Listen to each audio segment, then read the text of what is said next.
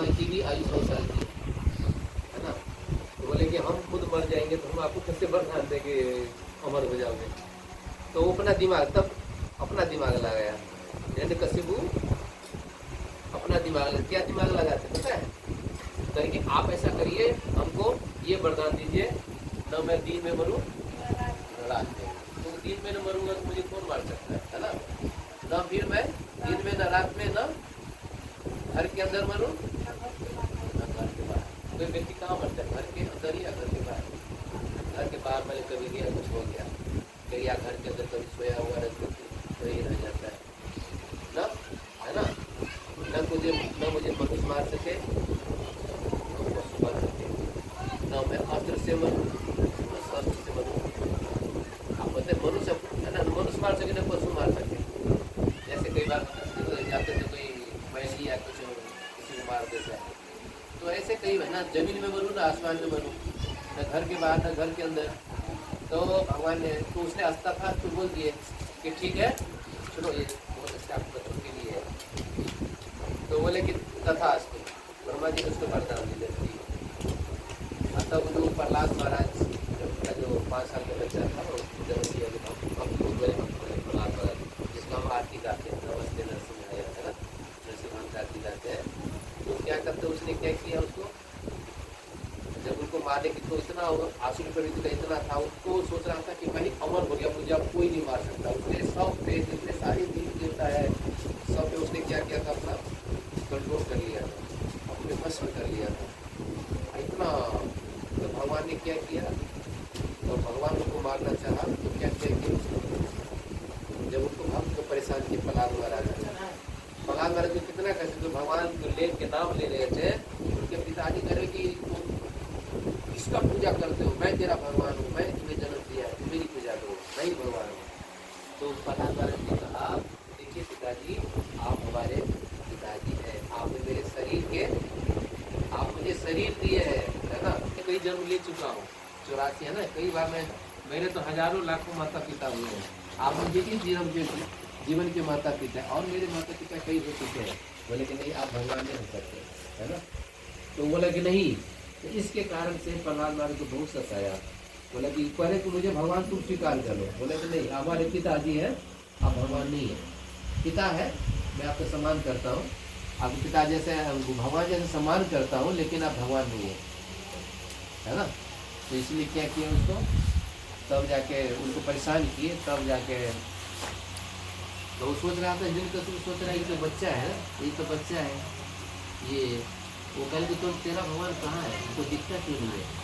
तो प्रहलाद महाराज ने कहा कि भगवान तो हर जगह है, हमको तो हर जगह दिखता है। अरे हमको क्यों नहीं दिखता है, अरे आपको आपके प्रॉब्लम है, समस्या है, हमको तो दिख रहा है।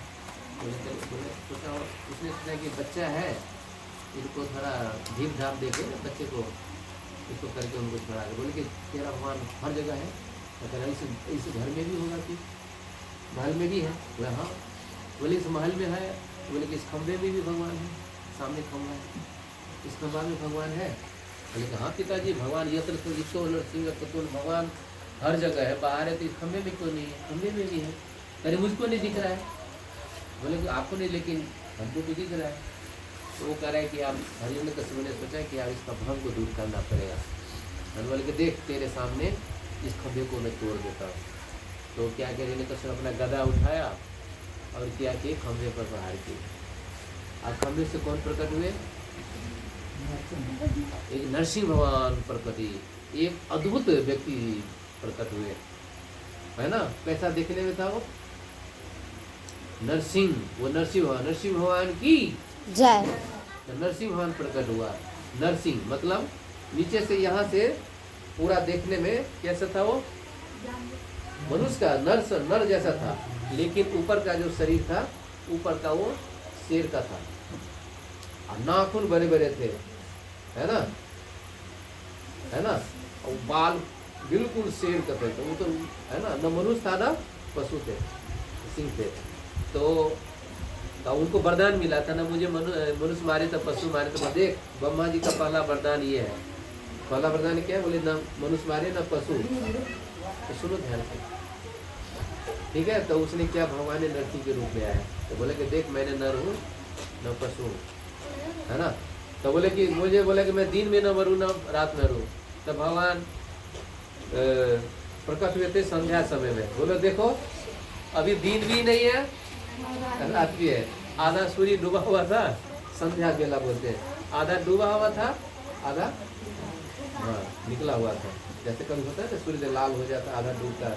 बोलो देखो अभी दिन है ना रात में। अच्छा बोले कि मैं न जमीन में मरूँ ना आसमान में। तो भगवान ने बोले तो जमीन में ना, तो बोले आप बोले कि मैंने घर के बाहर मरूँ ना बाहर। तो ये है ना आपके ये जो बोलते हैं दलान गलीचा, ये तो भगवान ने क्या किया, उसको यहाँ ले आया, अपना एक पैर नीचे किया, हाँ एक का पैर ऊपर। भगवान ने नरसिंह को यहाँ सुला दिया, ऐसे करके ऐसे रख दिया उसको, है ना। अब बोले कि नहीं अब मुझे ये बता, बोले मुझे अस्त्र से मरूँ ना शस्त्र से। बोले कि देखो मेरे पास कोई शस्त्र नहीं है ना। भगवान दिखाई गई, देखो मेरा नाखून है, नाखून न अस्त्र है न शस्त्र है, न नाखून जीवित है, नाखून जीवित है। आप नाखून काटते हो तो दर्द होता है, नहीं दर्द होता है, तो बढ़ता क्यों है फिर बताइए। नाखून बाकी जो उंगली कट जाती है तो दर्द होता है ना, खून भी बढ़ता है। नाखून ऐसा काट लो, 2 दिन के बाद देखना फिर आपके नाखून निकल गया। लेकिन नाखून काटोगे तो दर्द नहीं होगा, लेकिन हाथ काटोगे तो दर्द होगा, है ना। तो बोले कि देखो, है ना, तो नाखून न, तो बोले कि देखो ये मेरा नाखून है। तो भगवान ने क्या किया, नरसिंह भगवान को अपनी गोदी में बिठाए जंघा पे, और उसे ऐसे करके ट्रीटमेंट कर दिया, है ना। तो भगवान देख, इसीलिए कहते हैं कोई व्यक्ति कितना भी दिमाग लगा ले भौतिक संसार में, उसको मरना ही पड़ेगा। जैसे हिरण्यकशिपु कितना दिमाग लगाया, 36,000 साल तपस्या किए, और 36,000 तपस्या करने में क्या वरदान मांगा, बोलता है कि मुझे आपके भगवत प्राप्ति हो नहीं। जैसे ध्रुव महाराज के 5 साल में की उम्र था, 6 महीने में उनको भगवान मिल गया, है ना। प्रहलाद महाराज देखो, भगवान प्रहलाद महाराज के बात को सत्य करने की, क्योंकि हिरण्यकशिपु सोच रहा है कि खंबा तो मैंने बनाया है, इसमें सरिया डाला है, सीमेंट डाला है, बालू डाला है ना, इसमें भगवान कैसे होगा। लेकिन भगवान अपने पुत्र, अपने उनका प्रहलाद महाराज और ब्रह्मा जी की बात को सत्य करने के लिए उसने क्या किए, नरसिंह के रूप में प्रकट हुए। और उसने क्या किया, वो जन्म उनका क्या हुआ, किसी माँ के गर्भ से नहीं आया था। जैसे भगवान कभी वासुदेव देवकी के पुत्र बनते हैं, तो उसने क्या किया, खंभे को ही माता पिता बना दिए, खंभे को, लेकिन खंभा से प्रकट हुए और उन्हें दिया। तो इसीलिए कहते भगवान को क्या होता है, भगवान को कुछ करना होता है तो उनको किसी के बस में नहीं आना होता है कि भैया ये इसके ले, तो भगवान अपने भक्तों के साथ लीला करना होता है, इसलिए बच्चा बन जाते हैं, है ना। ये भगवान ऐसे कहते, भगवान की अद्भुत लीला है। इसलिए इस भौतिक संसार हम कितना भी दिमाग लगा लें, लेकिन क्या होगा, हमारा कितना भी दिमाग लेकिन एक दिन ये शरीर को छोड़ना ही पड़ेगा, हम अमर नहीं हो सकते। लेकिन दूसरी बात, जो भगवान के भक्त होता है, जो भगवान के भक्त होता है वो अमर हो जाता है। शरीर अमर नहीं है, लेकिन भगवान का भक्त कैसे अमर हो जाता है। जैसे अभी हम क्या बोल रहे थे, मंत्र बोल रहे थे ना, प्रभु पद जय प्रभु पद, प्रभु पद जय प्रभु पद। ये प्रभुपाद जी है जिसने इस्कॉन की स्थापना की, उसने क्या किए, वो प्रकट हो गए हैं। लेकिन अभी भी लोग उनका क्या करते हैं, अभी भी पूरे विश्व में अभी उनको विश्व गुरु की उपाधि मिली है प्रभुपाद जी को। विश्व गुरु की उपाधि किसी को नहीं मिलता, लेकिन प्रभुपाद जी को विश्व गुरु की उपाधि मिली है। किसको? प्रभुपाद जी को। तो हमारे गुरु थे ना श्री भक्ति वेदांत स्वामी प्रभुपाद, इस बार कुंभ मेला में ये देखिए है प्रभुपाद जी, ये वाला प्रभुपाद जी, इसी का नाम है। ये देखिए, इसमें बड़ा में देखना है सही रहेगा। ये देखो, ये है प्रभुपाद जी,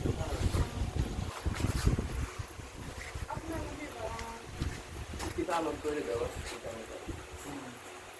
ये है प्रभुपाद जी पूरे विश्व में प्रचार करके। ये है। कति वाले कुंभ होला कुंभ मेला में हाँ। उनको क्योंकि कोई अच्छा कार्य करते, विश्व गुरु का उपाधि किसी को नहीं मिलता है ना, लेकिन सारे लोगों ने वहाँ बड़े बड़े मठाधीश बड़े लोग आए थे, उसने उसके कार्य को देख के इतना ऐसा अद्भुत कार्य किया है, पूरे विश्व में जो प्रचार किए, सनातन धर्म का प्रचार किए। विदेशी लोग जो 4 नियम तोड़ते थे, कोई इसका पशु के तरह जीते थे, कोई संबंध नहीं, उनको प्रभुपाद ने क्या किया था, तो भगवान के भक्त धोती कुर्ता पहना दिए। आप जाएंगे वृंदावन तो आपको अंग्रेज आपको मिलेंगे, वहाँ पर सब भक्त बना हुआ है, सब भगवान के नाम का जाप करते हैं, भगवान से जोड़ दिया है ना। क्रिश्चियन थे, मुसलमान थे, कई तो उसने भक्त बना दिया। हजारों संस्थाएं हैं पूरे विश्व में ये प्रभुपाद जी के कारण। अब प्रभुपाद जी चले गए, लेकिन फिर भी अभी लोग क्या करते हैं, इसका गान करते हैं, अभी लोग इनका नाम लेते हैं, है ना। तो ऐसा कार्य तो वास्तव ये है नहीं है, फिर भी अमर है कि नहीं।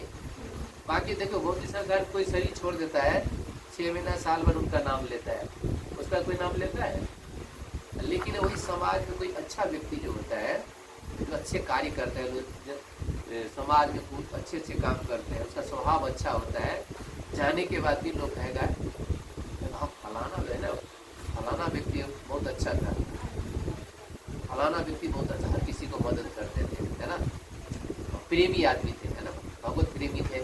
अगर कोई गलत आदमी होता है, आसुरी प्रकृति का, किसी से लड़ाई झगड़ा करता है, दुष्ट स्वभाव का होता है ना, तो नाम उसका भी लेता है, अरे उसका नाम मत लो, है ना, नहीं बोलते हैं कि बहुत पापी आदमी था, है ना, हर किसी को कष्ट देता था, उसका नाम नहीं लेना चाहते। लेकिन जो भगवान के जो भक्त होते हैं, जो अच्छे गुण वाले होते हैं, जिसका स्वभाव अच्छा होता है, समाज में उसका भी गुणगान होता है। कभी ऐसा गुण होगा कहेगा फलाना व्यक्ति, उदाहरण देंगे कि फलाना जैसे व्यक्ति जैसे बनो, है ना, ऐसा गुण विकसित करो, है ना। तो ये है, ये वास्तव अमरता ये है, ऐसा कार्य करो ताकि शरीर छोड़ने के बाद भी सब नाम ले, है ना। अमरता यही हुआ ना, शरीर तो अमर है नहीं, आत्मा तो एक शरीर छोड़ दे जाएगी। भगवान कहते हैं भगवत में कि वासांसी जिनानी यथा विहाय नवानी गिरनाती नलोपरानी तथा शरीरानी विहाय जिनानी अन्यानी संजाति नवानी दे।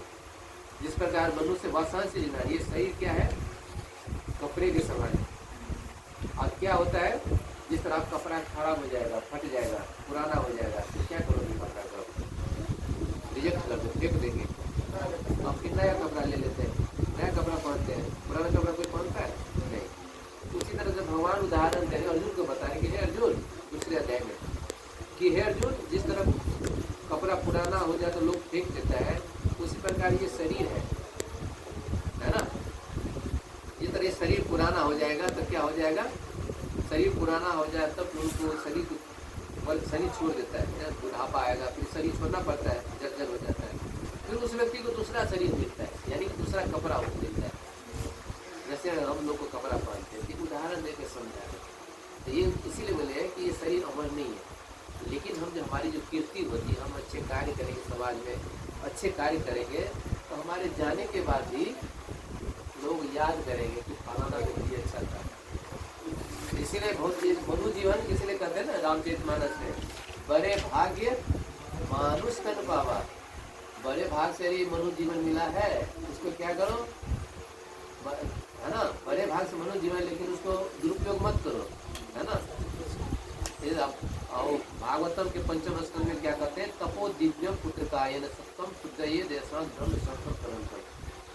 जो ऋषभदेव महाराज अपने पुत्र को समझा रहे थे कि ये मनुष्य जो शरीर मिला है तपस्या के लिए मिला है ना, तपो दिव्यम पुत्रकायेन, ये शरीर मिला है, इसके शरीर से क्या करो, ये मनुष्य के जीवन कुत्ते बिल्ली की तरह बिताने के लिए नहीं मिला है, कहीं भी खा लिया, कुछ भी कर लिया। मनुष्य जीवन में कुछ हमारे अंदर वो है, होता है, पशु को देखो कहीं भी खा लेता है कुछ, लेकिन मनुष्य देखता है कि ये नहीं खाना, ये नहीं खाना है ना। तो इसलिए कि इस शरीर को उपयोग करो किस लिए, भगवान की सेवा, भगवान के नाम लेने में। भागवत में बोला गया, ऋषभदेव महाराज करते 5वें स्कंद में। तो इसी तरह से वास्तव में हम ये कह रहे थे कि कोई अमर नहीं है, है ना। कोई जैसे कोई परिवार में कोई साधु बन जाता है ना, वो हमेशा के लिए याद हो जाता है।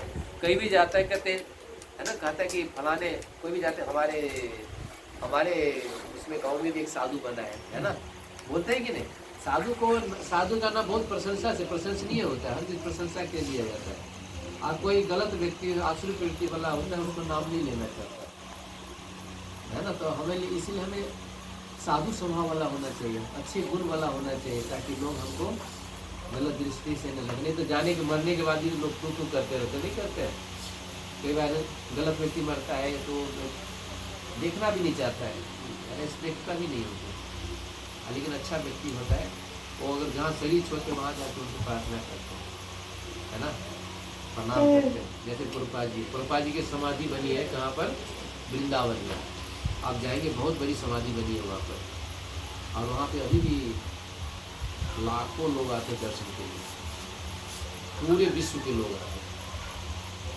जैसे हम लोग गुरु महाराज जी सारे शरीर छोड़े, तो उसमें उनका भी मंदिर वो है ना, वहाँ पे वृंदावन उनका हुआ है। लाखों लोग दर्शन के लिए अभी भी आते हैं। साल भर हो गया, 27 तारीख का उनका 1 साल हो जाएगा। हम लोग 27 तारीख को बद्रमंगा जाएंगे वहाँ पे गुणगान के लिए, ग्लोरिफिकेशन के लिए। अभी भी गुणगान करें, लाखों हजारों गुणगान इतना करके थकता ही नहीं है ना। तो इसीलिए क्या बनना है, क्या बनना है आप लोगों? चोर कितना लोग बनना चाहते हैं इसमें, साधु साहब?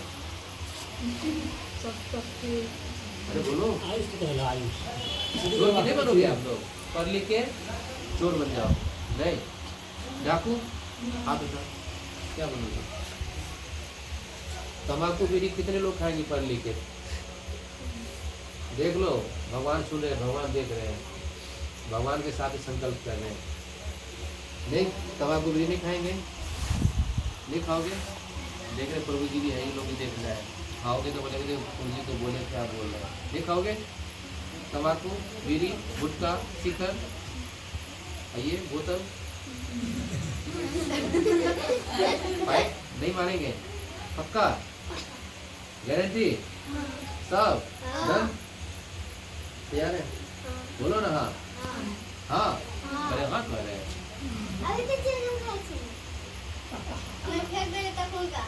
तो आप संकल्प लो आज से चिलगम नहीं खाओगे। चिलगम की मैं तो सुना रहा हूँ, एक बचपन में कुछ स्कूल में बच्चा चिलगम खा रहे थे। चिलगम उनको करते करते उनको घोटा आ गया, तो चिलगम चिपक जाता है ना, उसका फेफड़े में चिपक गया।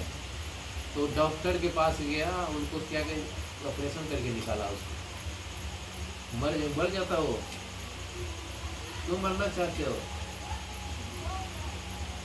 क्यों मरना चाहते हो बचपन में ही है? ऐसा मत करो ऐसे, ठीक है? बाई चांस हो गया, देखो कब क्या होगा कोई नहीं जानता है। इसीलिए आप लोग विद्यार्थी हो, अच्छे कार्य करना है ना। तो क्या करना है आपको? सुबह सुबह भगवान के नाम लेना है। आपको बता देते हैं कैसे नाम लेना है। सुबह में सब करे 4 बजे उठ जाते हैं। कितने 4 बजे उठते कौन कौन? नहीं, झूठ मत बोलना।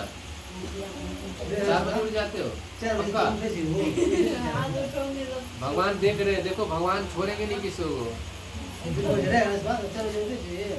4 बजे नहीं उठते हो तो नीचे करो, तो नीचे करे। आज से उठोगे, कहने आज से उठा से उठोगे, नहीं उठेंगे तो पुलिस से पूछेंगे थी भैया से। हाँ तो हाँ 5 बजे, 5 बच्चे हैं तो बोले 5 बजे कितने लोग उठेंगे आज से? 5 बजे सही से उठाओ ना, दोनों हाथ उठाओ। हाँ सब लोग जो उठाएंगे। हाँ तो 5 बजे उठना है। सुनो हो गया, ठीक है, प्रयास करना है। अभी तो बच्चे अभी बोल दिया बच्चे का, तो क्या करना है? 5 बजे उठ के थोड़ा मुँह हाथ धुल लेना है, अभी ठंडी नहीं उतना। अब क्या करना है?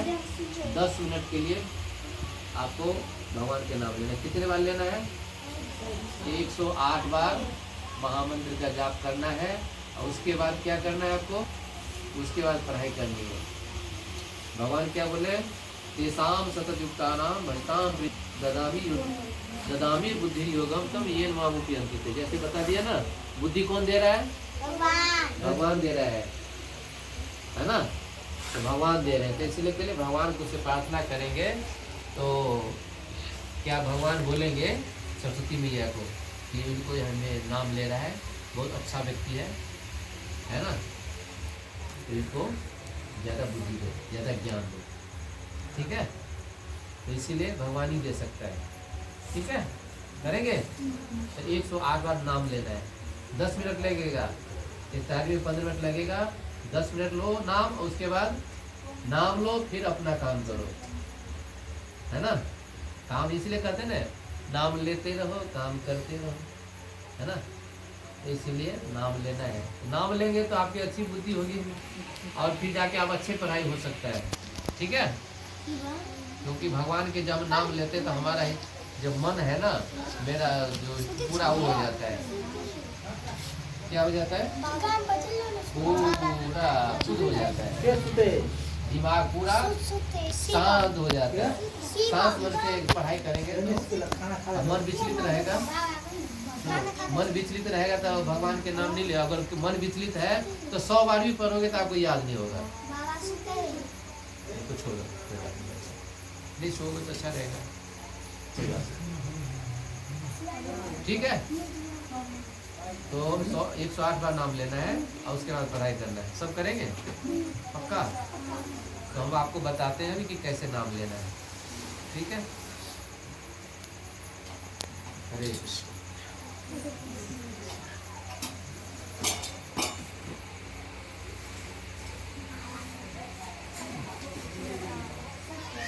आप लोग नाम लोगे तो दोबारा आएंगे, दोबारा करेंगे कीर्तन, ठीक है।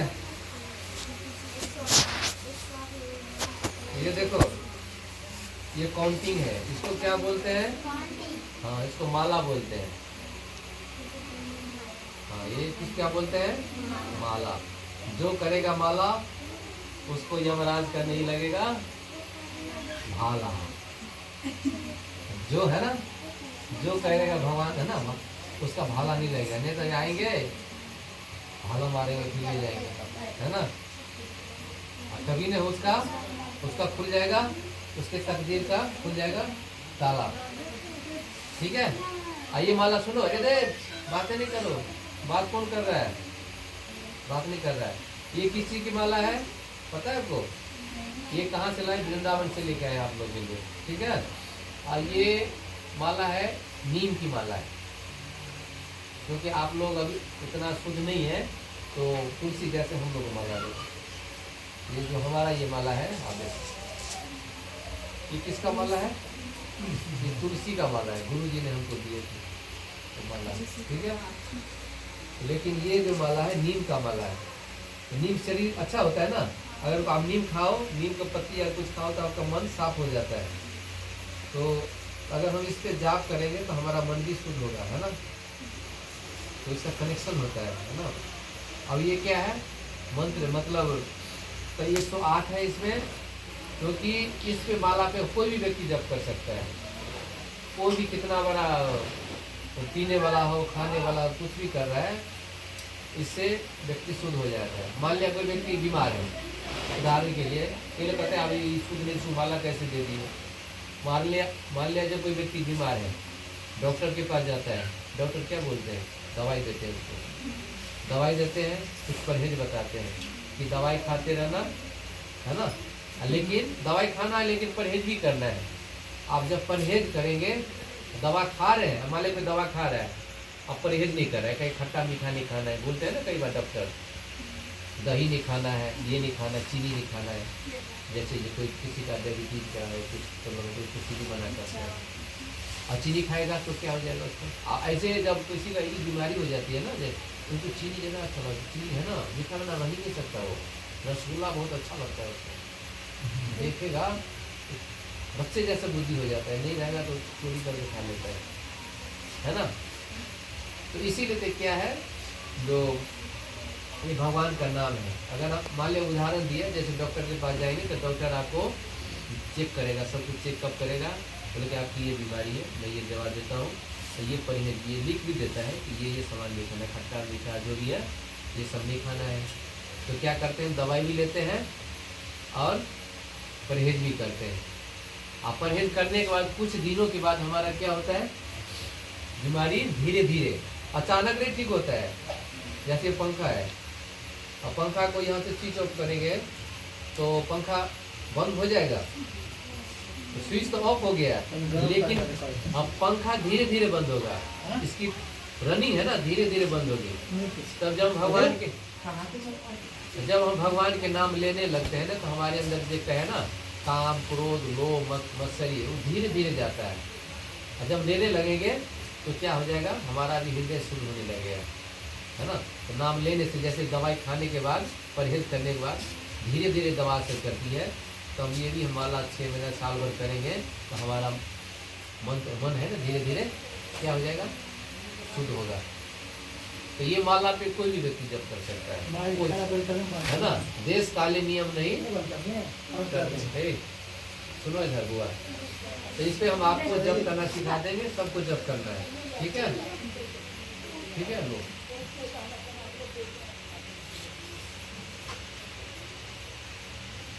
बता देंगे कैसे करना है।